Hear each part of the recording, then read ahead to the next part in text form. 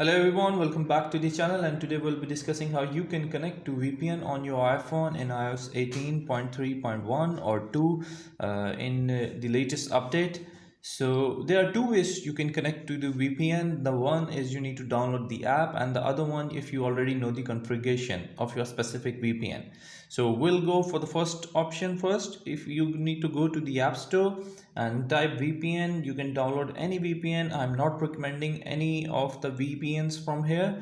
You just download any VPN and tap on it, and it will automatically connect you to a server, and you can access through VPN, and that's how it works. It will might show you apps. I'm not recommending any app, but you can connect, and once you connect, you go to the settings, and under the general option there you need to swipe up, and in VPN and device management thing you need to tap on it, and here it will show you connected to a specific VPN which you have connected through the app. And the other option, if you have any specific information or configuration, you just need to sign in or a school account, or you just need to add your details further.